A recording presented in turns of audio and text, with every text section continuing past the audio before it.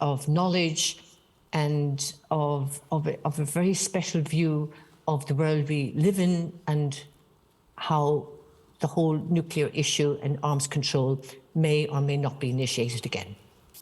I'm not going to delay because actually the time is short. And thank you for bearing with this virtual medium. For many reasons, I couldn't travel.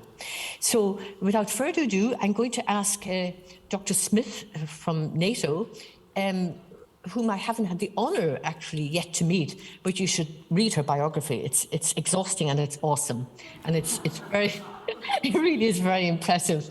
And it's very reassuring because as a very young reporter, and Dr. Smith, don't fall off the chair, I actually covered the MBFR talks, the Mutual Balance Force Reduction talks in the Hofburg Palace in Vienna, way back in the late 1980s, and we know what happened to them. Actually, to go into something good.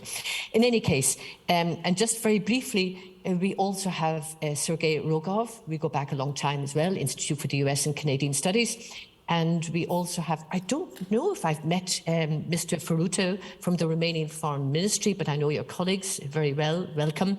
And of course, a great think tank, the Vienna Center for Disarmament and Non-Proliferation, Hannah Notte. Welcome, all of you.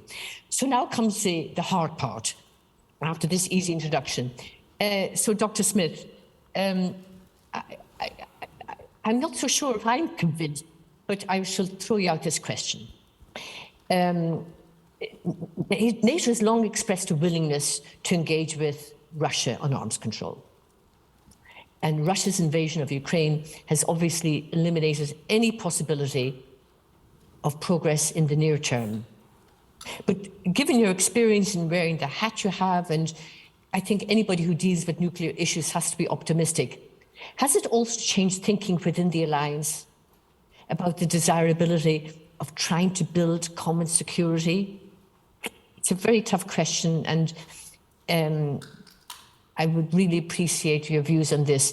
Might I just add to all our participants, brevity would be a great asset because we want to throw this whole discussion out to the audience. Thank you. Thank you, and again, echo the thanks that all of the speakers have shared to Carnegie, all of you for making the time, and I can't help but do a call out to the diversity of generations and backgrounds that are here. A huge fan of making sure we're bringing up the next generation. So Marie Curie, Non-Proliferation Graduate Fellows from DOE, just a huge welcome and thank you all. So yeah, a tough question for sure. I think I would start by parsing the question. So if you pull it apart a bit, so you're asking about, has the alliance's thinking changed about the desirability of achieving common security with Russia in the current environment? So if you take that apart a little bit, has the thinking changed in the alliance? Yes, absolutely. We are an adaptive alliance, and that should and will continue to happen regardless of the situation.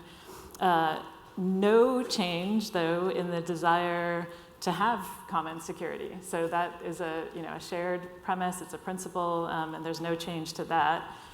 But today, when we think about common security, and in NATO terms, that phrase has changed over time as well. In our 2010 concept, we referred to it as common space of peace, stability, and security with Russia. So at this point, no, we aren't in a place where we can achieve, I think, common security with Russia, but I'll pull that apart a bit. So, I mean, first, just to start, I think it's important to say that for decades, and this community knows that well, NATO has strived to foster a better relationship with Russia. NATO and allies have tried to create a common space for peace and stability, predictability and security with Russia, and independently as well. In the current environment, though, I think it's clear that Russia has demonstrated that it doesn't have an interest, or its interests are different in what that common security looks like. Its war against Ukraine has shattered peace, it's challenged the international order, and it's certainly exacerbated the fragile arms control infrastructure. So just a few more thoughts on context, and I will be quick, I promise, because I know we want to get to our panelists as well. But I want to be clear that NATO seeks no confrontation with Russia. I think that's been very clear. It's a defensive alliance, and we will remain focused on being transparent and predictable and managing escalation in a way that supports that. But because of the hostile actions with Russia now, we don't consider Russia to be a partner, and that's been clear in our 2022 strategic concept, where we do call out Russia as the most direct, significant threat to the alliance. That said, we remain willing and eager, I would say, to keep open channels of communication with Moscow if and when it can present as a credible partner. And I would actually quote the Secretary General, who's had some very clear words about this recently, which is that if Russia stops fighting, there's an opportunity for peace. If Ukraine stops fighting, it might cease to exist. So this is a pretty pointed world that we're in.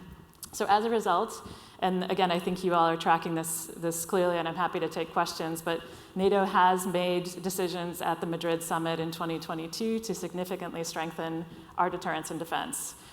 We're seeking, again, stability, predictability with NATO, Russia, and other elements of the Euro-Atlantic area.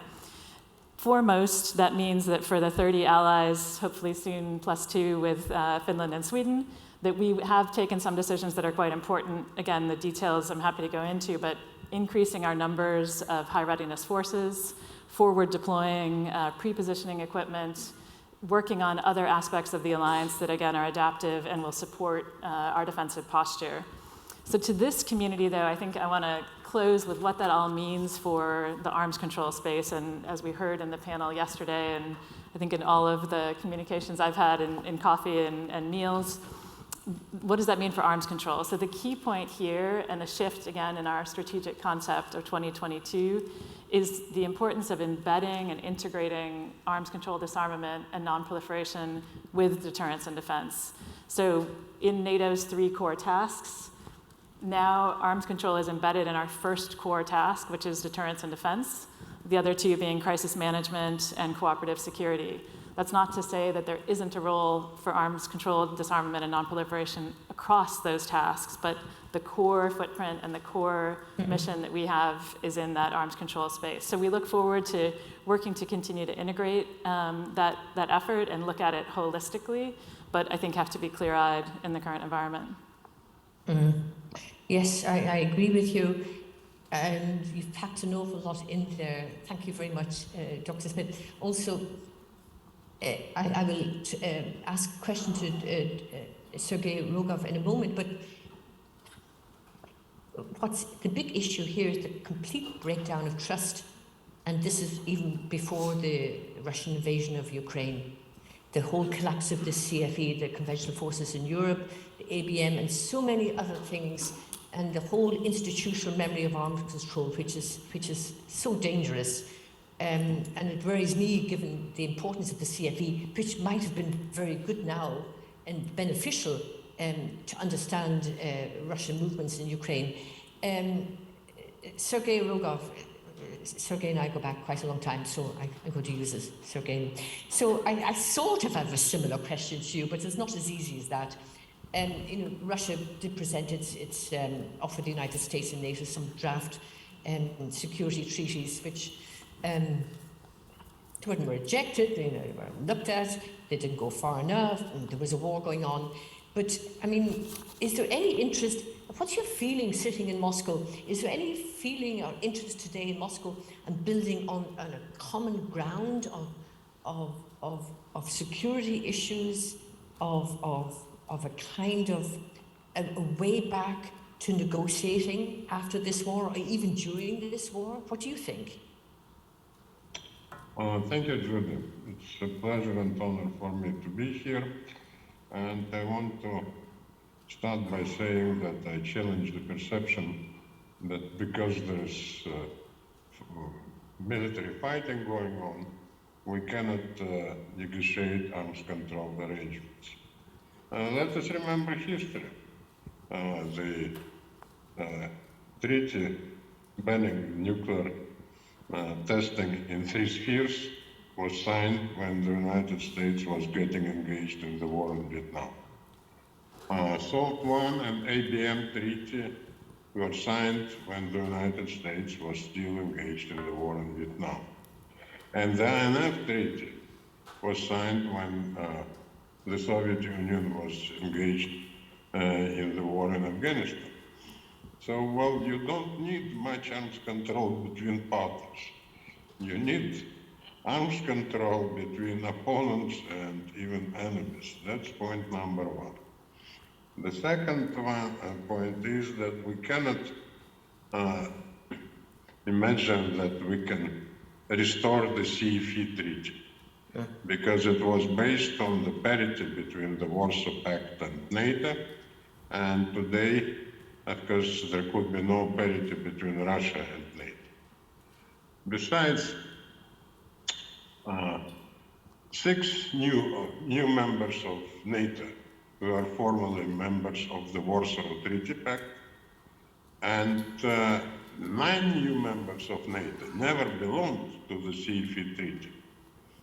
And the treaty limited equipment, tanks, artillery, etc., which were limited by the CFE Treaty, are not the most important weaponry for the present military fighting, with drones, tactical missiles, heavy bombers, air defense and missile defense, and cyber or radio electronic weapons.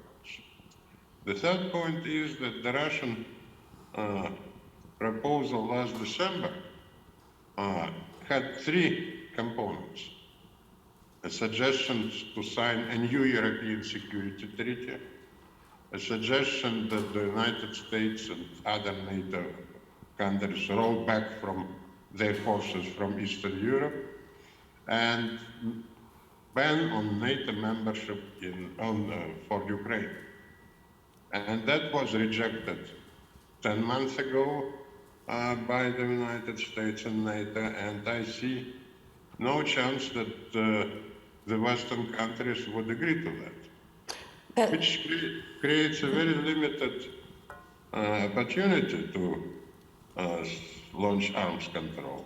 But intermediate range missiles, which were banned by the INF Treaty, is an area where we can negotiate despite fighting.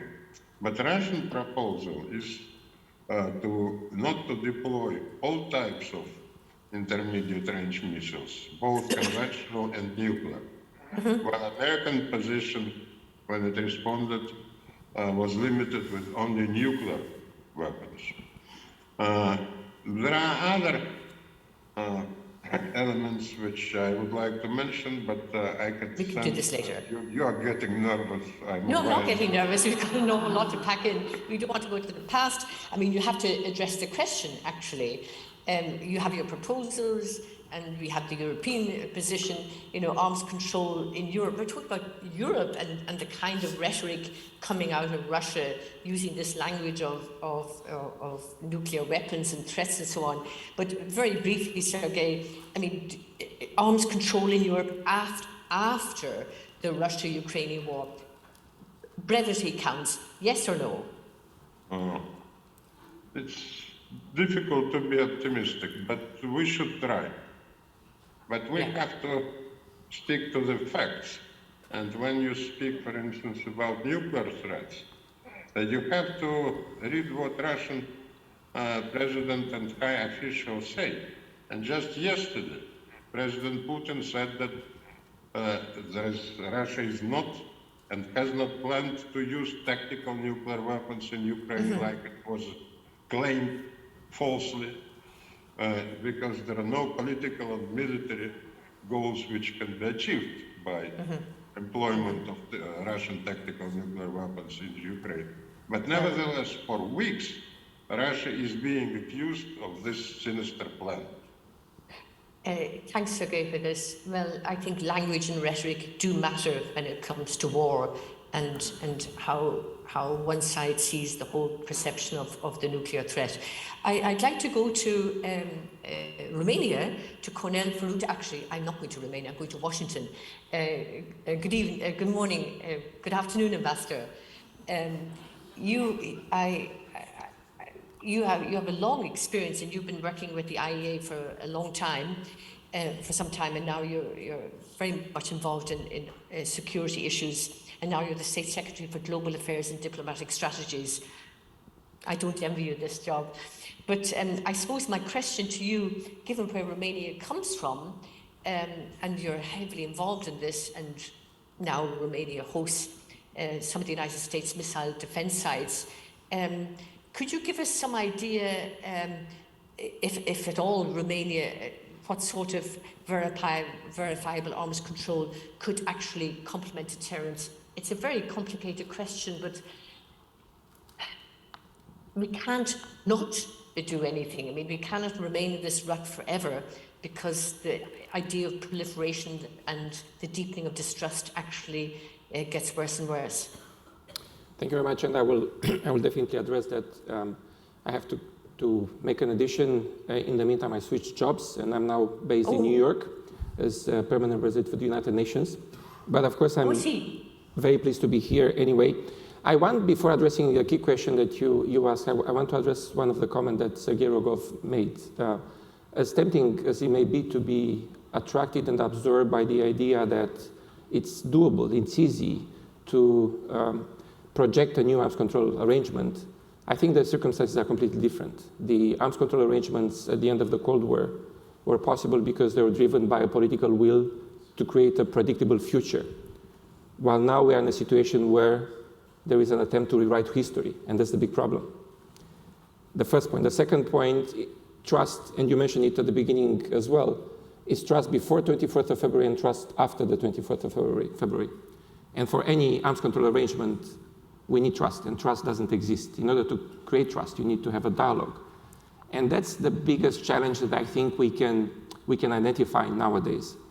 The question that you asked can be asked exactly in the same logic, which is Russia's aggression led to a strengthening of the NATO's deterrence and defense posture. It's a fact. It happened. It was confirmed at the Madrid summit, the NATO strategic concept. It's a reality that I think not only acknowledges the new parameters, but also projects expectations for the future. And normally I don't do that, but the NATO strategic concepts clearly says that strategic stability delivered through effective deterrence and defense, arms control and disarmament, and meaningful and reciprocal political dialogue remains essential to our security. And that's the key notion that I think we are is guiding the action by allies, and Romania's as well. The option of strengthening NATO's posture was there simply because Russia has identified NATO as adversary. And not only this particular issue, but as Sergei Rogov also mentioned, the way different decisions by different countries to adhere to NATO was perceived in Moscow. You want to interject here? Okay. First of all, congratulations on your new job. I'll have to update your CV, but you still haven't answered the question, actually. I was about to. Is verifiable arms control kind of complement? It's all very well having deterrence and what NATO is doing now, but you can't continue this in a vacuum. So can it, in some ways, be complemented with some kind of reciprocal verifiable arms control? I know it's very, very difficult, but very briefly, do you think it's possible in some way? I think it is possible, and there is no contradiction between promoting a strong deterrence and at the same time pursuing arms control. In many instances, I think a strong deterrence is a prerequisite for efficient and effective arms control arrangements. So the simple answer, and that's how we see it in Bucharest, that's what the NATO strategic concept as well is hinting to. It is doable, it is feasible. Are we there? Well, we are going to discuss in this session, we're going to discuss after that as well. Probably we are not there, the conditions are not ripe to create that dialogue and the trust that would lead to meaningful outcomes. Mm-hmm. I'm glad you bring up this point, because this brings me very nicely into Dr. Notte. Good afternoon, Dr. Notte. It's very nice to have you on the panel. We haven't had the opportunity to meet yet. You've spoken at length to both Europeans and Russians about arms control, and I've just looked at your biography and your CV and all the articles you've written on this. But do you really see any progress any prospects for progress, either as part of an agreement to end the war or afterwards? And if you don't want to answer this question, I mean, could you give us at least some idea how we're going to kickstart arms control? Thank you. Thank you very much, Judy. It's an honor to be on such an esteemed panel, and I'm happy to answer your question. I mean, the first thing I want to say is, if we talk about arms control as part of an agreement that ends this war, we should note that Russia had an opportunity for serious arms control measures to avert this war. If we look at the US responses to the draft treaties that were on the table, there were Russian analysts writing in January and February that Russia should pocket those gains and move on. Russia had another chance in March, April, in the Istanbul process. If we look at the plan that was on the table then, again, serious conventional arms control measures on the table. Russia chose further escalation. So I do want to note that it doesn't appear to be the case at the moment that Russia is ready to take that path. I believe there's a calculation in Moscow that the further trajectory of this war will put Russia into an advantageous position. But in terms of going forward, let me answer your question. I think if we want to ask, is arms control possible? It's good to differentiate between nuclear arms control and attendant issues that the United States wants to address in a follow-on framework to the New START treaty. That's something mostly to be negotiated between the US and Russia. And then conventional arms control in Europe and some of the issues that Russia has raised in its draft treaties. And as the Russian Deputy Foreign Minister Ryabkov noted earlier this year, there's some issues that are sort of part of the fabric of both pots. For instance, missile deployments, but that the agendas are not completely identical, concentric circles. But in terms of how Russians and Europeans look at both of those pieces, let me sort of briefly address that.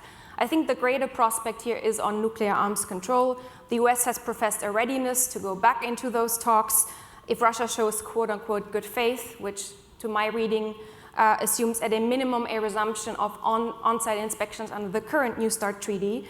So the United States does somewhat imply that it's possible to have those talks even if the war is still ongoing, if the window to 2026 is closing. And I do think that doing that would also not be seen as a problem from the European point of view, to have a conversation that is, I think, predominantly focused on, at a minimum, preserving the current limits under the New START treaty. I think that should be the absolute priority, because doing more will be a harder lift. There's other issues that the United States and Russia had hoped to address in the strategic stability dialogue: non-strategic nuclear weapons, missile defenses. I would say it's incredibly hard to negotiate those issues while the war is ongoing, because the position on those items will change with the trajectory of the war. Russian analysts are already reflecting on how Russia's own position in those negotiations might change because of the war. One final word on conventional arms control in Europe. Now, I do think it's premature to engage Russia on conventional arms control at this time. Even if this war ends with Russia weakened conventionally, which will likely be the case, I think getting the Europeans comfortable with this idea of conventional arms control will be really hard. Ambassador Faruta mentioned the complete lack of trust. We can also have a conversation whether there might be some discrepancies between the Eastern European and the Baltic states, and perhaps Germany and France. I think the nervousness in Warsaw is perhaps even much greater than in Berlin.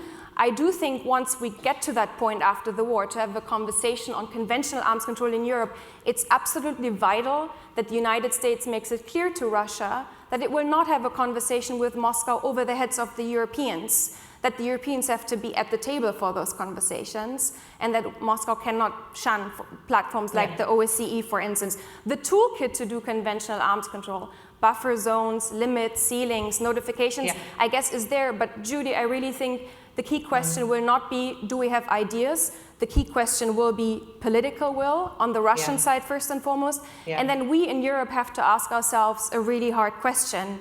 Do we think that after everything that's happened, we can just build a wall, keep Russia out, deter and defend, that's the only game in town? Or do we think that arms control will have a role to play? And I think that's an incredibly hard question to answer at this point, because we're still in this war. Yes, and what the war does to the mentality of certainly of many of the member states of NATO. Hannah, I want to pick up very quickly before I go back to the participants on this, the panelists. Given the kind of hat you wear, and Dr. Smith may come in this later, the Europeans aren't particularly united over this whole question arms control, or how to deal with Russia, or conventional forces in Europe discussions. And you touched on the Baltic states and Poland. I mean, there's quite a substantial divide now between the Western Europeans and the East Europeans. What would bring them together with the United States to have a common negotiating posture? I think it's a difficult question. It's true that there is this divergence. I think it shouldn't be over-exaggerated, and the divergence has existed before this war. I think probably the Eastern European states and the Baltic states were always more skeptical towards the notion of doing arms control with Russia in previous years compared to perhaps Berlin or Paris. Now the Germans have also become more skeptical, but the Poles even more skeptical, so the spectrum has sort of moved further to the skepticism, I would say. I was at a conference in Berlin last week where someone evoked a really powerful image, the idea that we need to have shared nightmares in Europe, and the problem that when we go to bed to sleep in Madrid or in Warsaw or in Berlin, we don't have the same nightmares.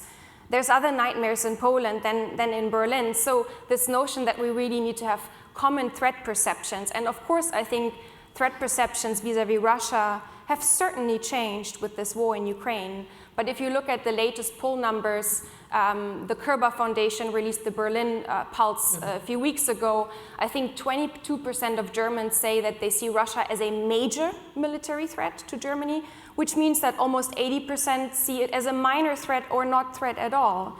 And I would assume that those numbers look quite different if you look towards the Baltic states and the Eastern European states. So I think, how do you forge unity? I think it's really critical that the United States in particular engages even more, as it did in the past, with all allies to make sure that they stay on the same page in whatever is being pursued with Russia going forward. Thanks, Hannah. I'm not so sure they're on the same page at all, frankly, given the debate among the Social Democrats, who are the main partners in the coalition here in Germany. They're completely divided over how to deal with Russia, over how to deal with Ukraine, over arms deliveries, over arms control. And I mean, the discussion is very confused, and it's quite, it's not at all constructive when you're actually dealing with NATO, when you're actually dealing with a more, this Russia war in Ukraine. Before I go to Dr. Smith, Sergei, I want to ask you something. How do you see the European situation now vis-a-vis Russia and Ukraine, in terms of where it's going, especially with the arms control issue? Well, as I said, it's very difficult to expect arms control negotiations between Russia and European countries. One reason I already mentioned, that the conditions of the CFE treaty, original CFE treaty, and expanded CFE treaty, cannot be applied to the new situation. I know, we've discussed that before, but let's move on. The second question is, we don't know what will be the outcome of the present military conflict. There could be at least 4 scenarios. Russian defeat, which many people in the West believe, and I think it's totally unlikely. It's a Ukrainian defeat, which is more likely. The ceasefire agreement, like it was signed in Korea, in Vietnam, in Afghanistan, in previous wars by proxy. And finally, the scenario which when Western countries, when NATO countries move their forces into Ukraine. And that, as Putin said, would lead to a global catastrophe. So what is perceived as Russian nuclear threats in the West is a message, a deterrent message against direct Western conventional involvement in the fighting in Ukraine. So what would you like to see? Excuse me? What would you like to see in all these options? What's your desired option? My personal desired option is ceasefire It's not an ideal solution, but it will stop the tremendous destruction and bloodletting. It will create possibility to resume serious negotiations. And I hope I will have a chance to speak what kind of negotiations could be conducted in this situation. Thanks, Sergei. I have really noted this down. Dr. Smith, over to NATO. NATO is sometimes, as you know, ambiguous or cautious about discussing nuclear issues and arms control and so on. And I know this is a very difficult question given the kind of hat you're wearing and your position inside NATO. But what's the feeling inside NATO now about the idea of arms control, if and when it could resume? On what basis could it? I mean, is there a consensus among all the members now that arms control is just so important to start again as soon as possible? Thanks, Judy. So I think you gave me the opportunity, and I do want to come back quickly to one of the earlier points, and then I will come to your question. Please. That's fundamental. But I think I want to push back a little bit, I think, on even where you were. Of course, we each are a democracy as members of NATO. There are divergent views and parties and publics and legislatures and so on. But what has been forged and is fully forged, to borrow some words from Hannah, is the unity and the resolve that we have come together, again, unfortunately, as a result of the war, meaning it's an unfortunate reason for that resolve to be further strengthened, but it is fundamental. And so the sort of shared nightmare, I think, has been realized, and we are resolved. So the discussion is healthy, but because it's under that rubric of resolve and a commitment to our strategic concept and to our change in posture. So I think, at least within the House of NATO, and in the engagements I've had with capitals and with the allies and future allies, there's no question. And so I think it's important to take that away, like healthy dialogue, but we're moving forward. To your question, it is a tough question, but again, and I don't mean to be cliche to point back to the strategic concept, but it is the foundational document of how we think. It takes a lot of work to come to it, and to the agreements that are made at the Madrid summit that surrounded it. And that resolved the question that you asked, which is the way to ensure that we remain effective and adaptive as a defensive alliance within the arms control space is through deterrence and defense. So let's make sure that our arms control, disarmament, and non-proliferation policies and approaches and practices complement deterrence and defense, and deterrence and defense in turn complements that portfolio, and you read it out. Thank you, Cornell. So that's been agreed, and it was agreed purposefully and with strong resolve. Of course, the nuance, as you call out, is in a sort of post-conflict, whatever that looks like, what is the future? So I'll just close with, I think there's basically a short, mid, and long-term future for NATO in answering that question. In the short term, it's uphold the current regimes and treaties and keep this fragile architecture as sustained as we can as an alliance. Again, NATO not as a signatory to anything. In the midterm, it's assess how some of those are working, and again, across the spectrum, as has been called out, from conventional to nuclear and non-proliferation and beyond. And then in the longer term, to continue to adapt and then change if needed. But that I think has to be a very measured process through however we come out of this war. Hannah, do you want to come in here?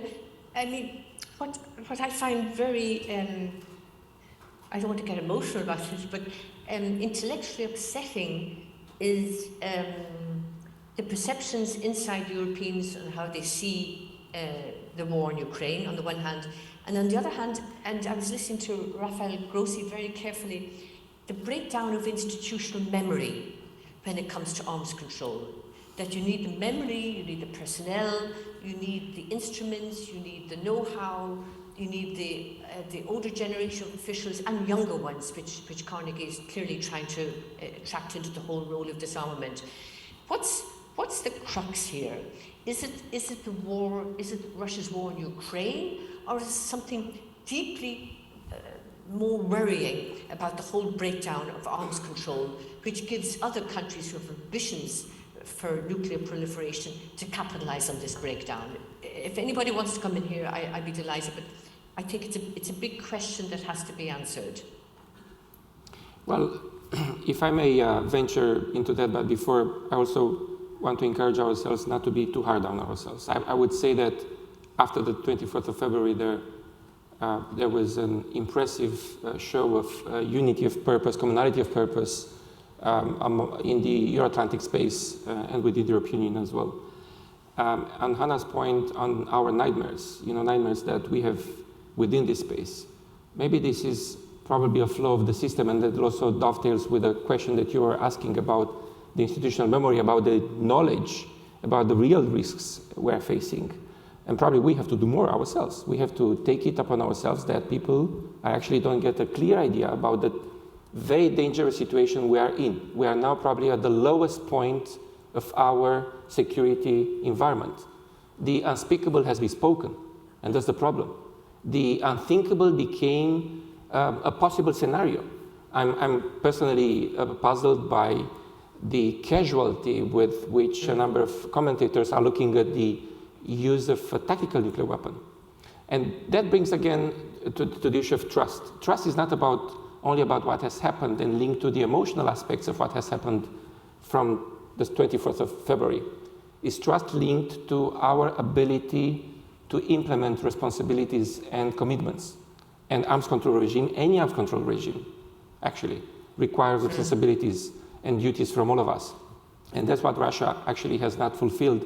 So we are not there simply at this point to create the conditions for an arms control discussion simply because Russia is still aggressing Ukraine, is still violating international law. So when this changes, of course, we'll be looking at how we can create more added value.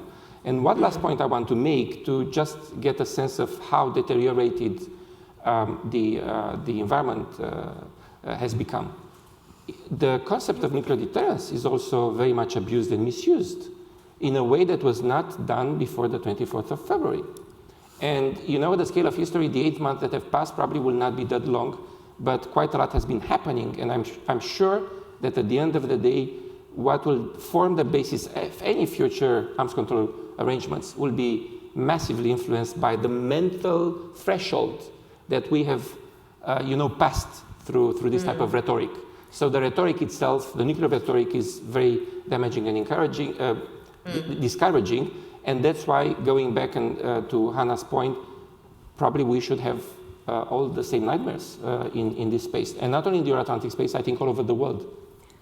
And Judy, if I may come in, yeah, please, just Hannah, on passing mental thresholds and why perhaps we in Germany might not be where Poland or the Eastern European states are today. I also think one has to see things somewhat in relation. I mean, let's not forget that before this war, we had a very healthy debate in Germany about the future participation in nuclear sharing, a long and painful debate about the replacement of the Tornadoes for Germany's participation in the dual-capable aircraft mission. We had pressure to join the TPNW as an observer. We had really a sizable part of German elites who wanted to see an end to Germany's participation in nuclear sharing, including parts of the Green Party. Where are we today? A lot has changed since February. I mean, we moved ahead with the procurement of the F-35s pretty much straight away. The Green Party has done, I think, a 180 on a lot of issues. The base of the Green Party in Germany is now the most vocal in supporting arms supplies to Ukraine. So I do think one also has to see the path that has already been taken and see where we came from, with sort of a legacy of decades of being very resistant to things like arms supplies, for instance.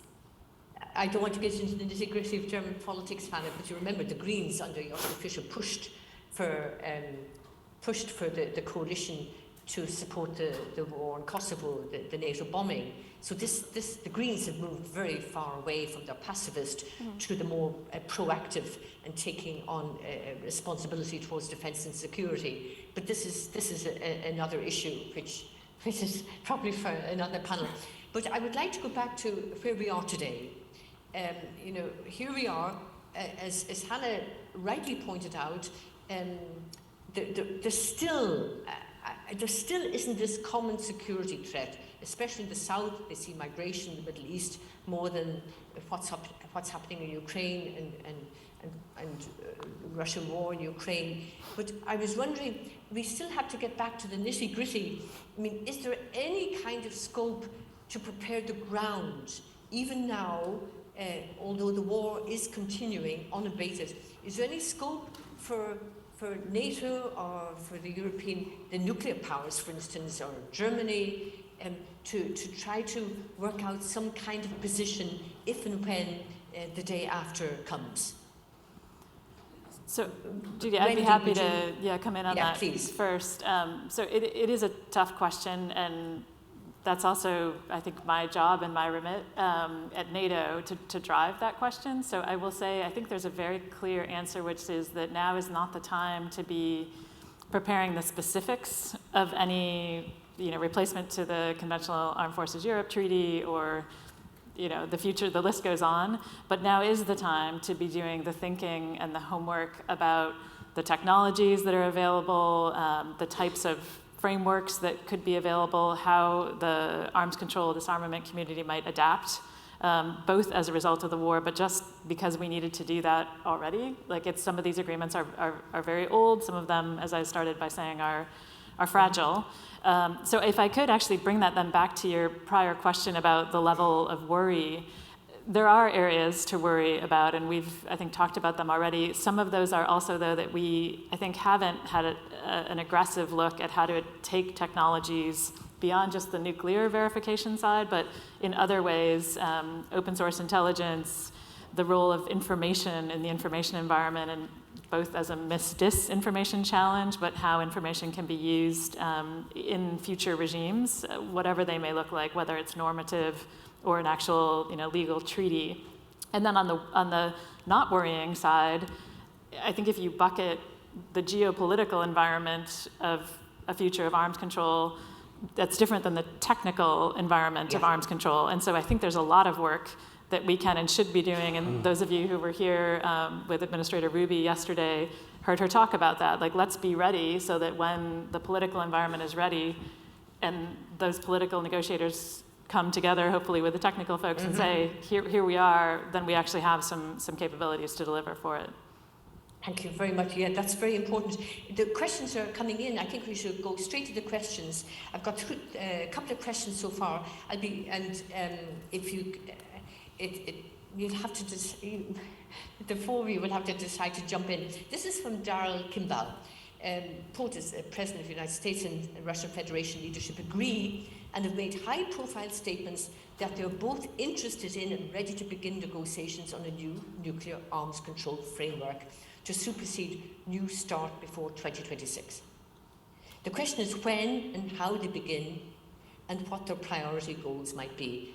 This is another seminar, but whoever answers this, could you make it brief, because there's a lot of questions. Sergey, I've got one separately for you in a minute.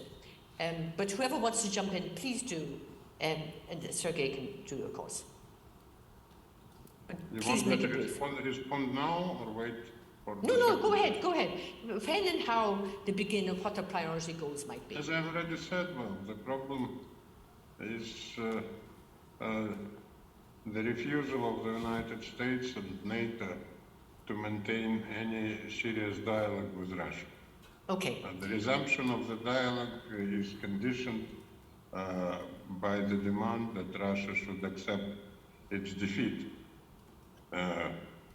Sergey, that's not, excuse me, that is not quite true, that the United States is saying that Russia should accept defeat. As President Biden said yesterday, that responding to the President Putin's speech, that Russia should withdraw. That's different from defeat. It really is. But we don't want to get into the blame game. We're not going to get anywhere with this. We're talking about how to build up a kind of confidence and trust. My point is that Russia is ready today to resume discussions, to resume serious negotiations. And here comes the question whether it's possible to resume the work of the Russian NATO Council. Wow. Can we agree on establishment of solid, regular meal-to-meal communication, not only on the central level, but also on the regional and local level? Can we try to explore whether it's possible to limit military exercises, their location and the size of the participation? Thanks, Sergei, on this. Well, we've been through this, the CFE, over the years, and I've covered it, and it was so depressing how Russia walked away from it. I know all the reasons. In any case, can somebody else pop in here just to deal with this? When and how they might be done, or is this too academic? What the priority should be, the goal should be, or should we leave this for another day? Which Wendy was saying actually it's too early. I mean, I'm happy to come in from a NATO perspective. I recognize I am an American by background, but here I'm wearing a NATO hat, and I speak not as an American. But from a NATO perspective, there is a strong commitment, and it's been vocally and publicly put forward too, of our strong support for the U.S. to continue its strategic stability dialogue with Russia when it determines the time is right. So to get at Daryl's question, I think a bit, everyone, I think, is very conscious of, in diplomatic negotiating timescales, 2026 is tomorrow. So, so we have to start now. We, again, being not me. But so I think there will be, it's maybe a poor answer, but a true answer, which is that all parties are very conscious of that timescale, and all doors are open to coming responsibly to the table. So I think that will be the driver ultimately, is a time pressure, because it is in the interest of both parties, both being the US and Russia. Hannah.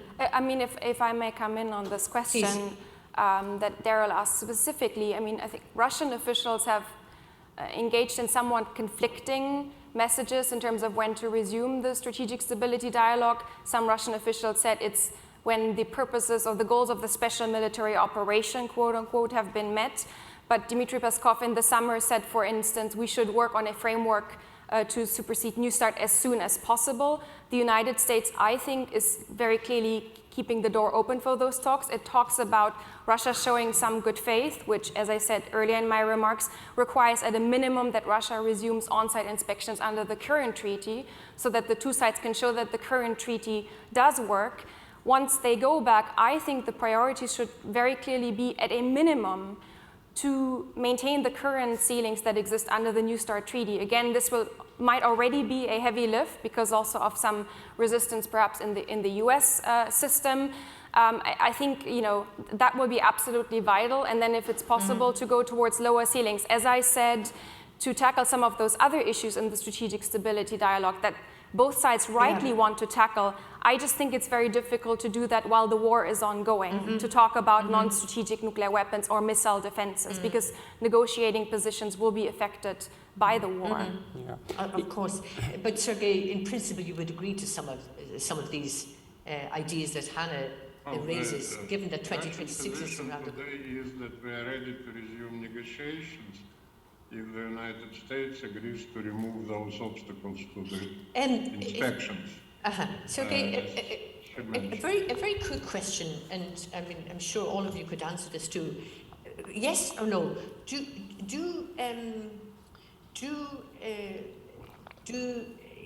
American Pentagon or White House or NATO talk to your colleagues in Moscow? No. The experts. And vice versa. No, you said. The Russian embassy is, in fact, blockaded in Washington. I'm not talking about the embassy. You don't need an embassy. I'm talking about the hotlines too. The military people at the embassy, the military attachés, the same as in Moscow. And there was recently a telephone call between Russian and American defense ministers and the chief of the general staff and the chairman of the joint chiefs. But for more than 6 months there were no such discussions. And of course, well, there are plenty of questions which have to be discussed at the mid-level, not at the top level. Indeed. In half an hour. But the resumption of the negotiations might help us to get a new agreement between Russia and the United States. It's something which probably will not be a legally binding treaty, since the US Senate, in its present mood, will never again ratify an arms control treaty. Well, It could be an executive agreement, like SALT I. Well, I think we should leave out the word never. I've got time is moving on. And I've got a question. Do you believe that the Democrats will get to 2/3 of the Senate and the House a week from now? I'm an Irish citizen, okay? So just let me get on to another question. John Souter, everyone notes the existential position of Ukraine in this war. Is it possible that Russia also sees this as existential too? Sergei, I think I'll let Hannah and the others and my Romanian colleague answer this, and then you can pop in. But we have to make the answers rather brief. Do you want me to repeat the question? Is it possible that Russia also sees this as an existential war too? There is a perception in Russia today that there is a war between Russia and what is called the collective West. And it is the United States and NATO who are using Ukraine as an instrument against Russia. It's sufficient to watch Russian TV to hear all kinds of propaganda elaborating on these ideas. But the same is true about mass media in the United States and Europe, which is promoting all kinds of nonsense concerning Russia. Let me go back to the nuclear agreement. It should probably cover not only strategic, but non-strategic nuclear weapons. And that is going to be difficult, but possible. It should be an agreement which would provide maybe for 10%, no more, reduction of the number of nuclear warheads and delivery vehicles. Judy, I'm happy to please come in. Yeah, I mean, I think Sergei, she was hoping to come to you maybe as well, but I think I'll be a bit personal for a moment and say that I had the opportunity to sit in the last NATO-Russia Council in January, where the Russian delegation clearly expressed, their views. It was during the period where we were exchanging treaties and responses, and I do think, and I think that's, again, it goes to the strategic concept, there was a clear point from Russia that, to the overall question you started me with as well, common security may mean something different to Russia right now than our sense of common security or common peace and stability, and that's why dialogue is needed with a productive, credible partner, so that we can understand if there is a difference. And at that point, we were not having a productive conversation. So yes, maybe, and let's explore that if there is a difference in how that perception may drive action. If I may step in, I would say that there is a strong record of a reasonable, responsible engagement by NATO countries. And what we are seeking in general, Romania as well, is predictability of our security environment. And a good relationship from this point of view with Russia as well. In order to be able to project the future, you need first and foremost to de-escalate. And again, I come to the point, we are not there yet to simply say that conditions can be created. But in general, I think the level of engagement that we have shown so far, including before the 24th of February, and you mentioned NATO-Russia Council went in, I think shows that actually that we take that into account. Missile defense was part of the conversation, and we've been explaining quite clearly that the missile defense system that we host in Romania can be definitely part of the conversation that we have with Russia, and reciprocal measures of transparency. I think the offer is there. It's just a matter of, to decide when exactly the conditions are created. But creating predictability for our security environment is essential. Ambassador Fruit, I want to jump in here. I mean, you mentioned this issue, but I mean, we have a very different element now entering this war, this Russian war in Ukraine, and there's the role of Iran providing drones. And this is not only escalation; it's actually widening it. It's bringing in different so-called allies for Moscow, and one wonders what role Turkey is going to do to mediate this. But this is a very different dimension now, bringing in Iranian drones. I mean, Sergei, how do you justify bringing in Iranian drones? What about Turkish drones? What about all American weapons which are provided to Ukraine? It's not something which is exceptional.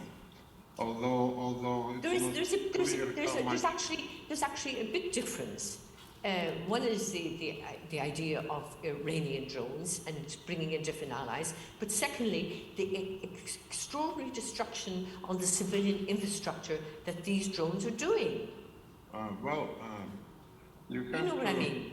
You have to remember that most of the destruction was done not by drones, but by Russian missiles. And this change in the tactics of Russian forces attacking economic infrastructure happened after two events which took place a month ago. First of all, the explosion of Russian gas pipelines, and in Russia everybody believes it was done by the West, by the United States or UK or Poland, and somehow Russia is not permitted to participate in the investigation. Okay. And then attack on the Crimean bridge, which was done by Ukrainians.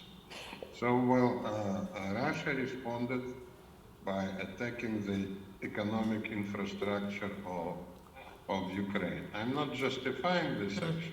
I'm reminding you about the chain of events. Yeah. Thanks, Sergei, for reminding us. Let's go on about the whole details of this. But may I ask one question? What if it is proven that the pipelines were blown up by a NATO country? What kind of Russian response would be? Sergei, I think it's very important you say this, because what we are getting into now is a completely different kind of perception and dialogue on how we perceive each other. And it's an endless conspiratorial blame game. And we're never going to get security in Europe if we don't rise above this. I've got a question. Could I? I've got a question. I've got a question from Sahil Shah. Is NATO still prepared to pursue developing a crisis-proof, technically resilient hotline? Good question. Hotline with Russia at the leadership level. I'm happy to take that first, and thanks. Yeah, please. Thank you. Yeah, I mean, I'll answer it more broadly and then come specifically to that. In that open door to communication with Moscow, which remains open, all risk reduction, escalation reduction, any measures that will enhance predictability and stability are on the table. Certainly a hotline, I think, is one of those. Is that the most effective at this moment? I think there are others as well, but absolutely. Yeah, I mean, the hotline is...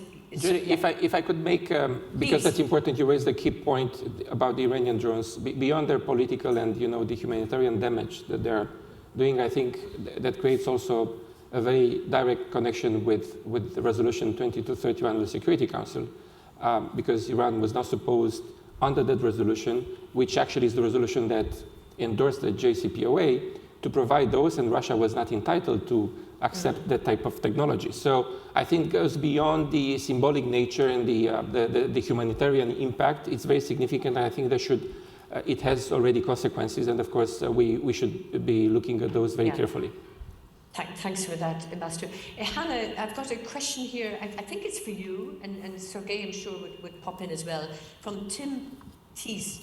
How do you assess the prospects for a resumption of new start inspections We've touched on this before, but if you could be a little bit more concrete, and brevity is always a plus. And Sergey, you can pop in if you want to as well. With brevity. Sure, Judy. I mean, I have to say I don't have any special insights. I'm a think tanker. I don't work for government. I do understand from our American interlocutors that they are working hard to make this work and to return to these inspections, that the dialogue on this is ongoing with the Russian side, but clearly both sides are not there yet. What is exactly holding that up, I cannot speak to. Sergey. There has been a trend to dismiss Russian complaints. And one of such complaints is related to the inspections, and that's closing certain areas for Russia and denial of visas, etc. Russia is responding in the same way, but let me mention another very important Russian claim which was dismissed, that the Aegis launchers can launch not only interceptors but offensive missiles. Today it's a proven fact. And Russia proposed not to deploy the new offensive intermediate range missiles, both conventional and nuclear, suggested on-site inspections, not only in Romania and in Poland, when the Aegis base in Poland will become operational, but also in Russia. Okay. And in case of Poland, it would be Polish participation in inspections in Kaliningrad. And in case of Romania, it would be, in my view, Romanian participation in inspections in Crimea. Okay, well, that sounds very interesting. Romanian inspection in the Crimea is around the corner. Well, by the way, there's a question here about how do you reporting the cost. Romanian colleague wants to respond. Yes, I simply wanted to interject briefly. And then we've got one more question. Yes, because I think the missile defense in Romania, which is the NATO missile defense, is purely defensive. And of course, we've been showing a maximum level of openness and transparency together with our NATO allies. And that was also part of the conversation that we had back in January this year in the context of the Russian proposals for security treaties. So all in all, I think we should not have veered from the original, meaning of the system itself, which again is defensive, but that probably at some point will be part of our conversations together with allies and Russia. I've got I'll ask, I think we're coming up towards the end. I've got a question here, if I may read it out. Jess Rogers. And by the way, it's very interesting, this focus on START. It really preoccupies so many of the participants out there, and 2026 is really around the corner. Here's the question. The new START negotiations benefited heavily from the two presidents issuing joint statements that first laid out the subject and scope of the new agreement, and then contained limit ranges. Given Biden's and Putin's unwillingness to meet, how might we successfully propel the follow-on negotiations forward this time? It's a really important question. Well, I may tell you that Putin never said he does not want to meet Biden. And just recently he hinted that he would like to see Biden at the G20 summit. It's American position. It's Biden who refuses to meet Putin and some other Western leaders. But of course, what's required is the political will of the two presidents to launch serious negotiations. Thanks, Sergey, for this. Hannah, or when would you like to pop in I here? mean, it is a good question. And we had the summit last summer in Geneva between the presidents that gave new impetus to the strategic stability dialogue. Subsequently, the working groups were put in place and started working. So there is, I think, something to be said for very high-level diplomacy to set these things into motion. And it's hard to see at present how such a meeting could be possible. So I do think, it's more difficult, but not impossible, to still continue the dialogue on these issues, given that the two sides that are negotiating those also, know each other fairly well, and there's some groundwork has already been laid, even though they remained conceptually fairly apart in that strategic stability dialogue thus far. Mm-hmm. But remember what happened to 30 progressive democratic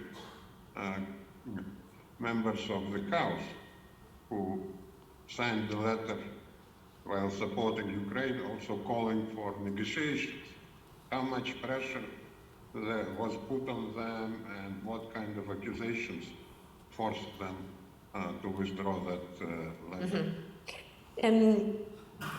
Thanks for this this answer. And there's one more, and we really are getting towards the end. It's from Oliver Meyer, and I think this is for our NATO colleague. Bonnie Jenkins yesterday confirmed that the Biden administration wants to include non-strategic nuclear weapons in a follow-on to New START agreement. Is NATO prepared to bring the nuclear weapons deployed under nuclear sharing into such an agreement? And how is it preparing the ground for such talks? I bet you're not going to answer this. Yeah, thanks, John. It's going to sound like a cop-out, and I don't mean it to be, but I'll go back to the way I answered before, which is that NATO's prepared to support the United States in its negotiations as those environments become possible. So certainly non-strategic nuclear weapons have been on the radar of many individual allies and at NATO, at a leadership level as well. I think our Secretary General is committed to disarmament, probably more than many others in the building even. So certainly there's an option to entertain, but it has to be with and through the United States in that dialogue. Okay, we have NATO on the panel. We've got Hannah on the panel. We have Romania and we have Russia. I've got a very short question for all of you, and it's got to be short. The answer's got to be short. And it's very complicated because interesting this discussion was about START, about lack of trust, about lack of a common threat perception. My question is this: living in the middle of Europe, I'm living in Berlin, and there's an awful lot of ambiguities here in Berlin, and multilateralism and disarmament and so on.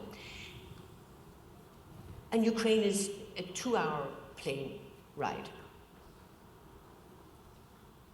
Given what's happening in the Middle East and in Iran, given what's happening with the whole breakdown of non-proliferation. When we're sitting here and discussing these issues, whether or not arms control can really start after the war ends in Ukraine, what is at stake? Hannah, could you tell me what is at stake here?